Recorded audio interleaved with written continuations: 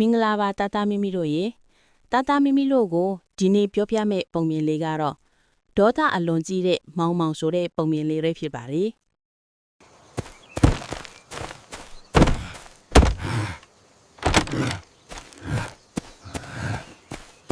တခါတော့ကတောရွာလေးတရွာမှာမောင်မောင်ဆိုတဲ့လူငယ်လေးတယောက်ရှိတဲ့အဲ့ဒီလူငယ်လေးမှာဖြည့်ရှင်းလို့မရတဲ့ပြဿနာတစ်ခုရှိနေတယ်အဲ့ဒါကတော့ဒေါ်လာကိုထိန်းချုပ်လို့မရတာမှာပဲမောင်မောင်ဟာဒေါ်လာထွက်တဲ့အချိန်တိုင်းမှာသူ့အနာကအခြားသူတွေကိုကိုထိလက်ရောက်ရန်ပြုတ်ပြိုးဆိုတာပစ္စည်းတွေလွင့်ပစ်တာတွေနဲ့တခြားမကောင်းတဲ့အပြုအမူတွေကိုစိတ်ရှိတိုင်းပြုမှုပြောဆိုလေးရှိတဲ့ငါနာမည်မောင်မောင်တဲ့ကွာဘယ်ကောင်မိုက်လဲဒီလိုဖြစ်တဲ့အချိန်တိုင်းမောင်မောင်ရဲ့အဖေဟာမောင်မောင်ကိုကြည့်ပြီးအမြဲစိတ်မကောင်းဖြစ်တဲ့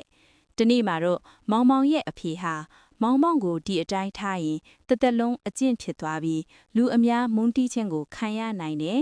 ဒီမကောင်းတဲ့အကျင့်ကိုဘလို့ထိန်းချုပ်ရမလဲဆိုတာကိုမောင်မောင်ကိုသင်ခန်းစာတစ်ခုပေးနိုင်ရင်ကောင်းမယ်လို့စဉ်းစားပြီးမောင်မောင်ကိုတူတကြောင်နဲ့တန်တုတ်တစ်ထုပ်ကိုပေးလိုက်တဲ့အဲ့ဒီနောက်မောင်မောင်ကိုဒေါသတစ်ခါထက်တိုင်းအိမ်နောက်ဖေးခြံစည်းရိုးမှာတန်တချောင်းသွားရိုက်ထို့လေမှားလိုက်တဲ့ကွယ်မောင်မောင်ဟာသူ့ရဲ့အဖေပထမဆုံးပြောတဲ့နေ့မှာပဲတန်ထုထဲကတန်သူ့ဝတ်ကုံအောင်အသုံးပြုလိုက်တဲ့ဒီလိုနဲ့ပဲမောင်မောင်ဟာ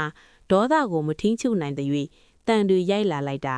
9ရက်ကျော်သွားတဲ့အခါမှာတော့တန်အနှဲငယ်ပဲကြံတော့တဲ့ကွယ်ဒီလိုနဲ့မောင်မောင်ဟာခြံစည်းရိုးမှာတန်တွေရိုက်လာလိုက်တာရိုက်စရာတန်မရှိတော့ဘူးတဲ့အဲ့ဒါကြောင့်မောင်မောင်ရဲ့အဖေဟာဒေါသကိုထိန်းချုပ်သွားနိုင်တဲ့နေ့ရီဆိုရင်ခြံစည်းရိုးမှာရိုက်ထားတဲ့တန်တချောင်းစီကိုပြန်နှုတ်ဖို့ပြောလိုက်တဲ့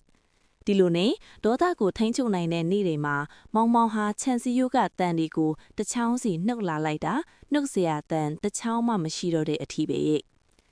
မောင်မောင်ရဲ့အဖေဟာဝမ်းသာအားရနဲ့မင်းလုံနိုင်သွားပြီမင်းဟာလူတော်လေးတယောက်ပဲဆိုပြီးချီးကျူးပြောဆိုတဲ့ပြီးတော့မောင်မောင်ရဲ့အဖေဟာဝမ်းနေတဲ့လေသက်နဲ့ဒါပေမဲ့ခြံစည်းရိုးပေါ်ကတန်ညှုပ်လိုက်လို့ကြံနေတဲ့တန်ညှုပ်ရအပေါက်တွေကိုမင်းမြင်လားအဲ့ဒီအပေါက်တွေကတော့ဘရောမှအရင်အတိုင်းမဖြစ်နိုင်တော့ဘူးဒီလိုပဲမင်းရဲ့ဒိုးသားထွက်တုံးကပြုမှုပြောဆိုခဲ့လှုပ်ဆောင်ခဲ့တဲ့အရာတွေကလည်းဘရောမှပြန်မကောင်းနိုင်တော့ပဲခန္ဓာကိုယ်ပေါ်ကမပြောင်းနိုင်တော့တဲ့အမာရုပ်တစ်ခုလိုလူတိုင်းရဲ့မှတ်ဉာဏ်ထဲမှာဆွဲထီနေခဲ့ဦးမှာပါပဲလို့မောင်မောင်ကိုတတိထားမိအောင်ထောက်ပြလိုက်တဲ့တတမီမီတို့ရေဒီဇလန်လေးတာအတိုင်းဘာကြောင့်ပဲဒေါသထွက်ဒေါသဆိုတာမကောင်းတဲ့အရာတစ်ခုပေါ့ကွယ်ဒေါသဟာမကောင်းတဲ့အပြုမှုခြင်းတွေကိုဥတီစေတဲ့အန္တရာယ်အရှိဆုံးလက်နက်တစ်ခုလည်းဖြစ်ပါတယ်ဒေါသထွက်ပြီးတခုခုတစုံတရာကိုပြုမှုပြောဆိုလိုက်ရတဲ့အတွက်ကြောင့်စိတ်ကျေနပ်မှုရတော့ရနိုင်ပေမဲ့မကောင်းတဲ့အမှတ်ရစရာတွေတော့ကြံခဲ့မှာပါပဲဒါကြောင့်တာတာမီမီတို့လည်းမိသားစုဆွေမျိုးသားချင်းတငယ်ချင်းအချင်းချင်းတို့ကြားပြောဆိုဆက်ဆံရမှာဒေါသမထွက်မိဟုတ်တတိထားရမယ်နော်နောက်ထပ်ပုံပြင်လေးတွေမှာဆက်လက်တွေ့ဆုံကြမယ်နော်ဘိုင်ဘိုင်